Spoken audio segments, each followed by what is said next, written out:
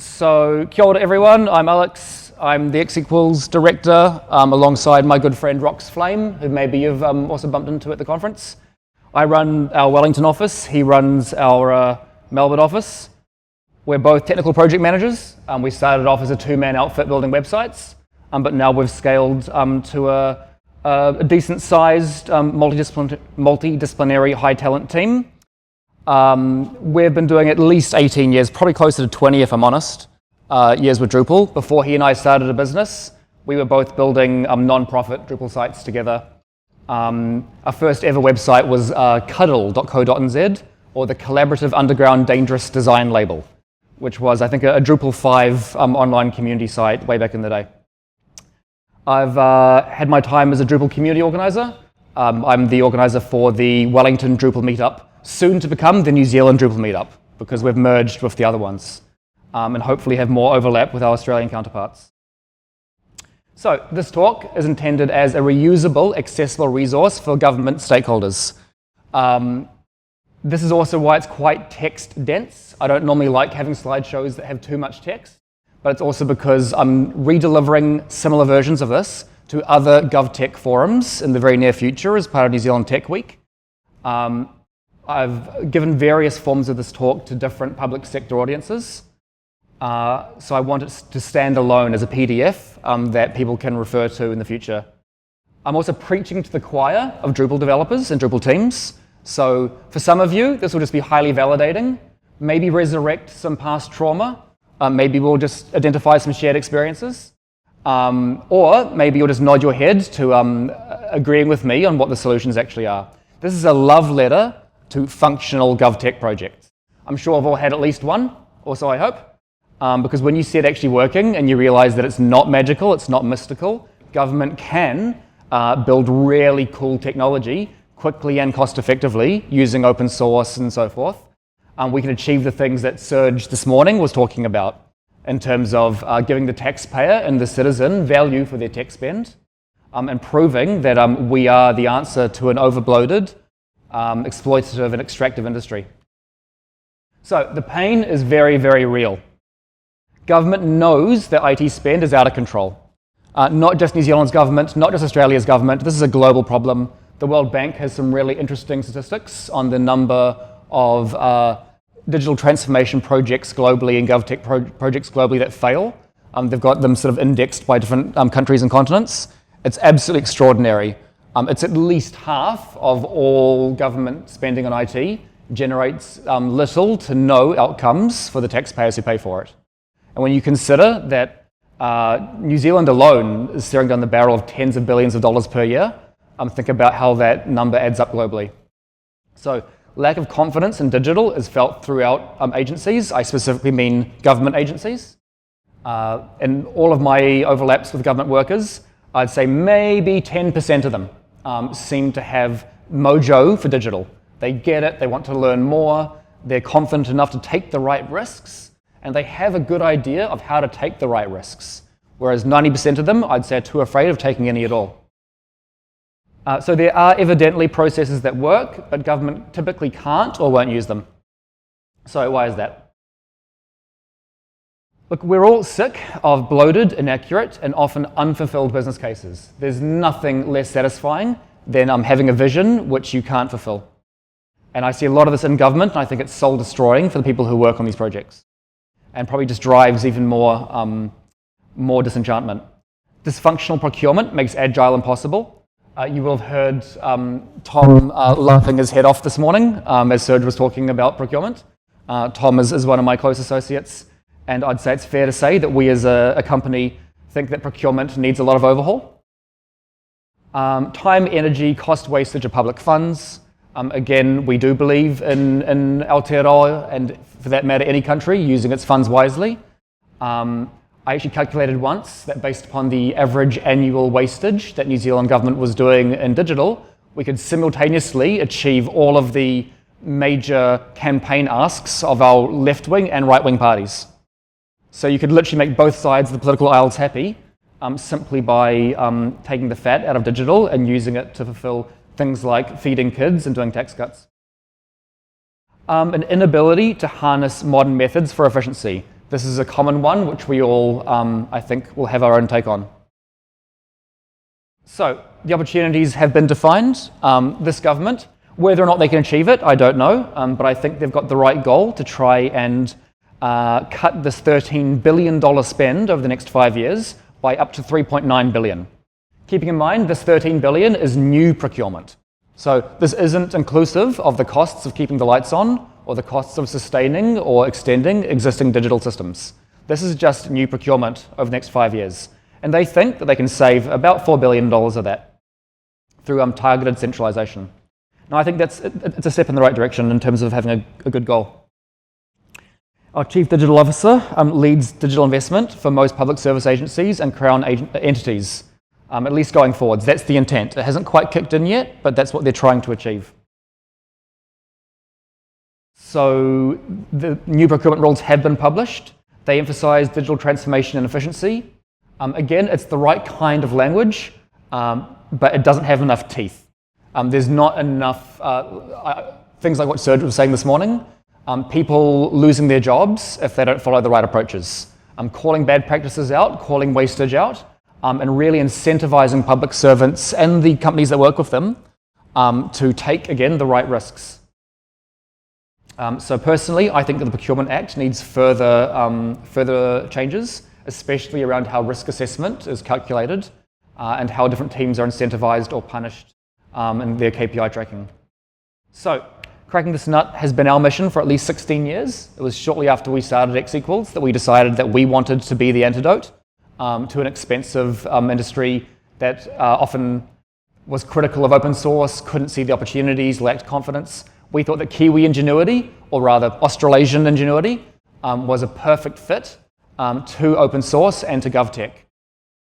We are very heavily agile in our approach, and we follow a rapid development methodology. And we can make it work, and I'll get into the reasons of how we make it work, but why can't they? Why can't most government teams who attempt this? The failure modes. Procurement and business case teams wanting unreasonable and counterproductive amount of certainty. I can see people nodding their heads because you just know the reasons why it's counterproductive to expect an enormous amount of certainty when facing down the barrel of a digital project. By the time you've finished it, the reality will be very different from when you started. Fixed price deliverables, overwhelming agile delivery structures. Often government says, oh yeah, we can be agile, and you spend 6 months talking to them about it, and then they hand you a fixed price delivery contract with basically zero agility in it. Lack of subject matter expertise, we talked about this morning. There is generally a lack of technical competency and interest in learning about digital innovation from senior leaders.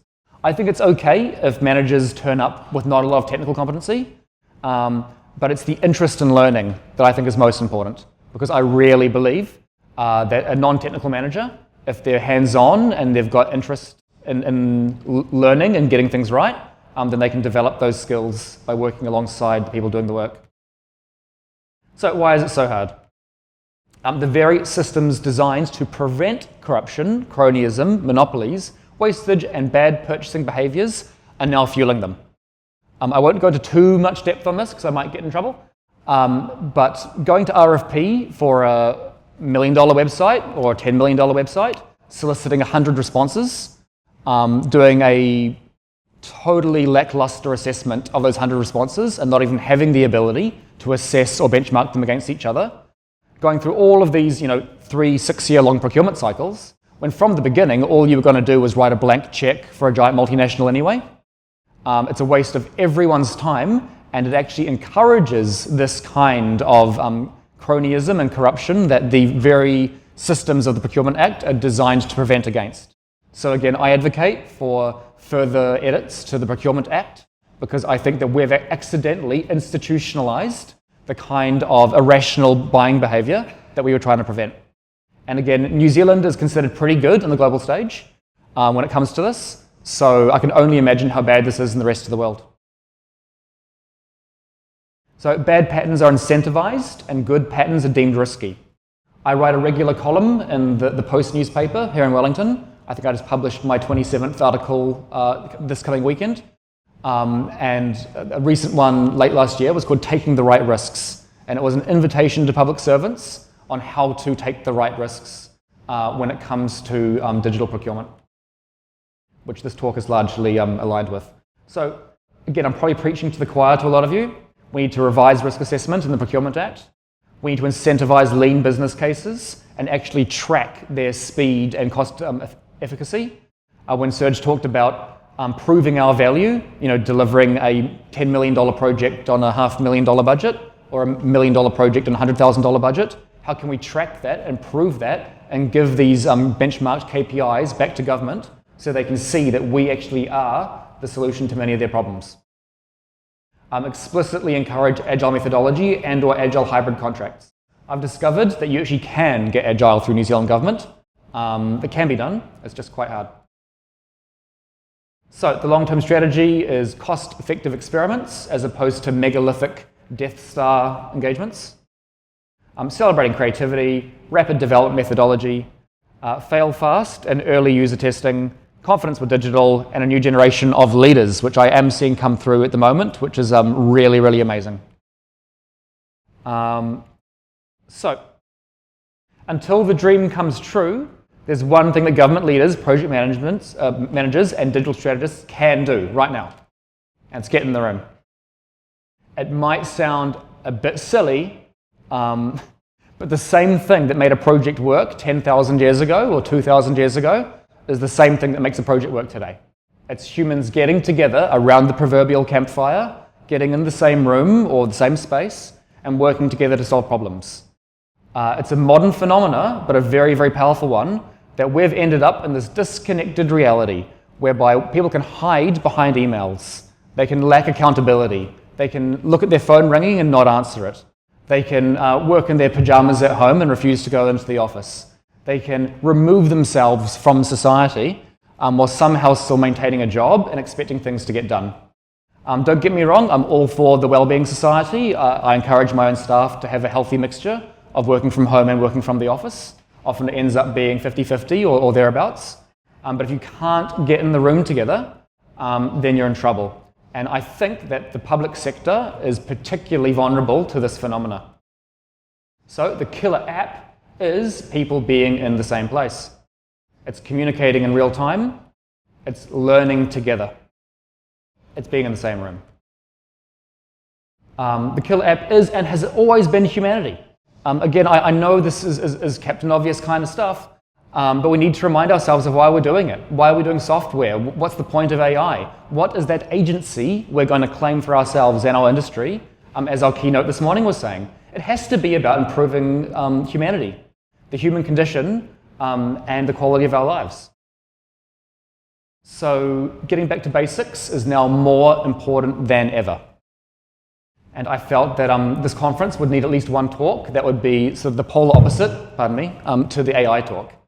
This is really a talk about human intelligence as opposed to artificial intelligence. Because we are still fresh out of the canopy. Achieving efficiency in digital projects remains, as it's been for thousands of years, working together. Yeah, I've covered that. So, I think this is the project where I saw everything come together the way that I'd want. It's got all the elements of proving that the alternative model can work.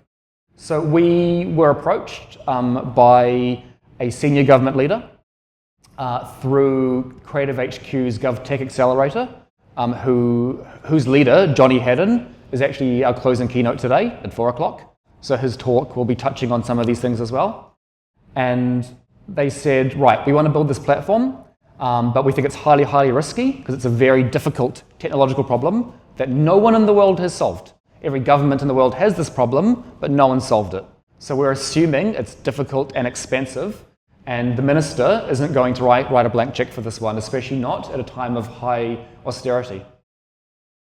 And I said, okay, we can do it, but it's got to be genuinely agile. We need to solve the hardest problems first. We need to just iterate and experiment and just play around until we know that the guts of this thing can be possible. And once we've done that, then we can help you assess what a realistic budget looks like to achieve a full product. So just classic agile, really. We need weekly physical and virtual sprint meetings, but the backbone of that being a full day together in our office on Cuba Street, with the government leaders and stakeholders in question sitting down with us to assess and evaluate the build, make decisions together, show off our prototypes together, and rapidly educate each other. I've had to learn a lot about their subject matter, and they've had to learn a shit ton about Drupal and about digital. So it was definitely sort of a process of learning together. Ability to manage and pivot on requirements in real time. I mean, again, this is just vanilla Agile. It's just that it's so rare to see it actually being done with integrity. Oh, here we go. Sorry. I thought I'd just put this on the background so you've got something visual to look at while I talk. Now, this already looks a lot different because the screen grab was taken about 2 weeks ago, and 2 weeks on this project can sometimes involve a lot of changes. So you'll be seeing some screens that I'm going, oh, damn it, those look a lot better already. But basically, it's called the Smart Weed Alert tool. It is a Drupal-based alert engine for exposing rule sets, for creating alert conditions for unwanted plant species. So you can essentially say, as a city council managing this territory, I want to be alerted whenever these plant species are detected, or this plant species, or any unknown species that have never been detected before and are being detected for the first time. Now, we are the alert engine and the communications engine. We're not doing the data capture. We are data capture agnostic.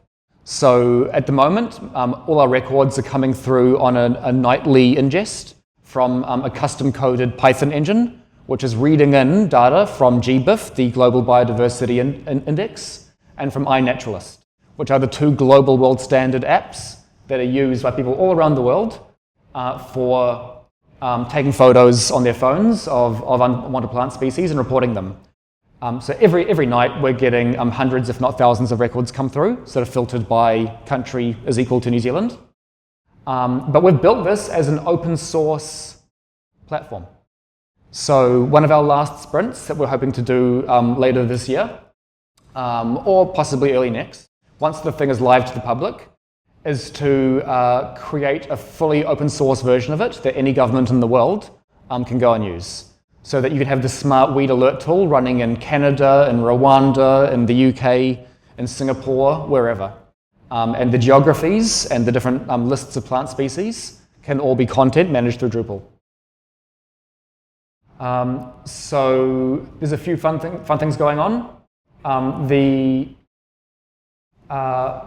Before I talk more about the Drupal tech stack, I'll just say that the project sponsor, who is a non-technical manager in her early 60s, never really considered herself a techie. After about a year of working with us on this, I wouldn't say that she can hold her own on a high level in tech, but my God, does she know a lot more than the person off the street these days. She's really developed her confidence with technology. She's dangerous enough to be able to make real-world decisions with us on the tech in a weekly basis.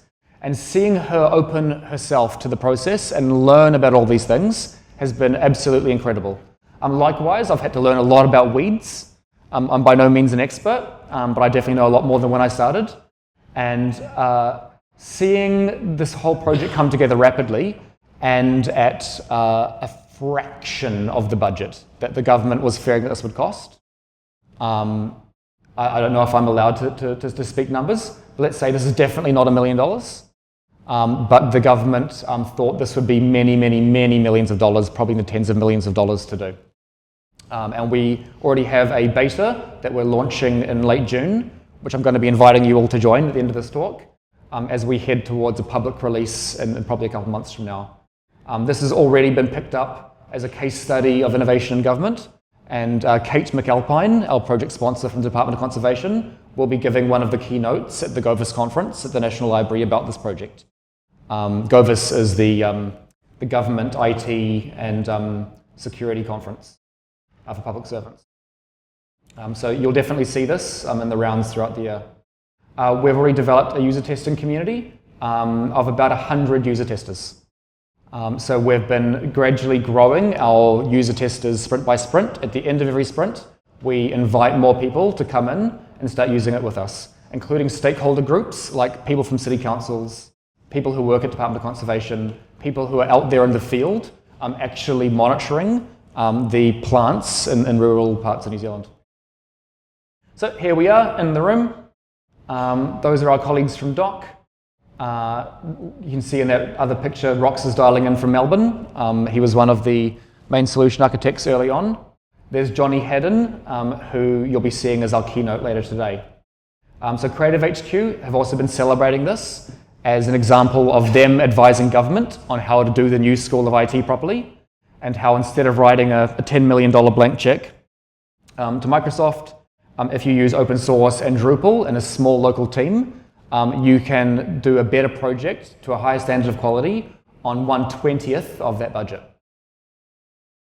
So the platform is due for launch in 2026. Beta testing community is already live.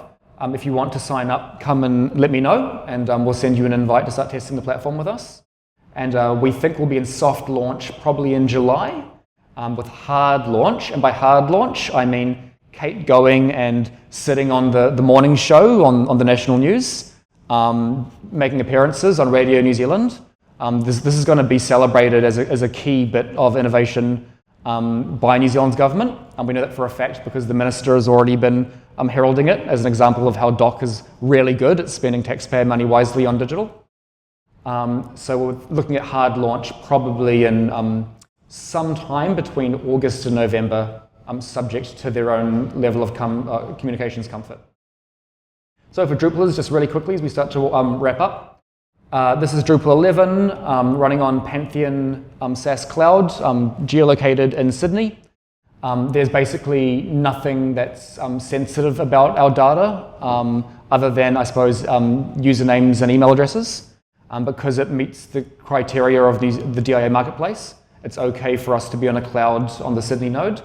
Civic theme, one of the things that we're getting out of this conference is developing closer ties with Salsa Digital, because we think that Civic theme that they've built is a really amazing front end for government, but we have hacked the thing into pieces. So that is also a conversation around how maybe we can be better at co-maintaining it with them, given that we're using it probably in ways it wasn't designed for. We've decoupled a whole bunch of Civic theme to be coded in React instead. For example, our wizards for creating alert criteria. We didn't have enough flexibility with Drupal templating to achieve the user experiences we wanted. So we decoupled that and have custom coded that in React. We have a whole new mapping layer coming out soon for geofences and polymers that sit over different mapping layers. So you can sort of navigate the data geospatially. That's likely to all be React as well. The alert engine is all coded in Python with one of our core collaborators, Nigel. So thank you, Nigel. He couldn't make it today, unfortunately. And it makes a heavy use of APIs, feeds, moderation, and maybe another 50 or so key stable modules in Drupal. Super quickly, because I've got less than 5 minutes. This is the Health Quality and Safety Commission. I actually do have the ability to share details of this one. So we were given a budget of $80,000 and asked if we could have an alpha release in 3 months. Now, they had to for their own due diligence because their leaders did not believe that this was possible. We said, actually, we can do it for 50. 80 is just going to be you having a bit of contingency. And their leaders just laughed and said, no, trust, we've been in government for decades. This is impossible. No one's ever done this. No one could ever do this. And I said, well, no one's ever tried, or at least you haven't seen the right case studies of how this can be done. They got a quote from another big New Zealand non-web company that supports right? You didn't hear it from me. And they quoted $1 million in 2 years. In fact, well over $1 million. Now, I'm pretty sure that this is the same company in the same framework that Serge mentioned this morning when he was in a government initiative, and they said, this information page is going to cost $1 million. The problem is real, but it doesn't have to be that way. So we banged it out in 3 months and for less than 80K. And it plays to all the Drupal strengths. It's heavily based on workflow. It's heavily based on APIs. It's heavily based on moderation. And so this is the measures library for reporting on average health outcomes for New Zealanders. So if you are in a car crash, what's the likelihood of you losing an arm? If you get diabetes, what are your mortality rates based upon the different conditions? It is a very complex set of aggregate data across dozens of data sources, which then all becomes Drupal content and allows users to navigate that way with complex workflows on the background for different government stakeholders in health to be able to vet and approve the health data. So the answers are here. Agile works best for government leaders who aren't afraid of taking risks and learning as they go. Perfect is the enemy of good, but we can achieve things that are damned good. So this is Johnny and I again, our keynote later today. He and I just got back from Fiji, where we're running a project for the Reserve Bank in Fiji. I'm specifically there as an agile rapid development coach to support a cohort of 9 different innovation teams to realize their visions for government fintech solutions. And as Johnny and I cracked up when we saw this, next to our hotel there was a street called Good Enough Street. And so with our agile teams we're working with, we're saying, look, we want to get really, really good, but we don't want to get perfect. We all need to go to Good Enough Street. So again, for me, this really starts with working together in the same room. All the other stuff can be figured out. People can learn from each other. Agile can be dipped into. You can develop comfort with it over time. But it starts with being in the same room. It starts by having those uncomfortable conversations. It starts by a willingness to learn and make decisions together in the real world, not in an abstract world of emails and entity diagrams and 160 pages of requirements and business analysts and lawyers and all the separation between the doers and the visionaries, which ultimately slow down projects and make them expensive and a waste of time for the taxpayer. So the entrenched failure modes will remain unless the culture shifts to a new normal. That's why we're here. And it's not mysterious or magical. It just requires an updated understanding of where the risks are and the opportunities are. So that's me. Thank you very much, and thank you for letting me hold that attention through otherwise very dense subject matter. So cheers.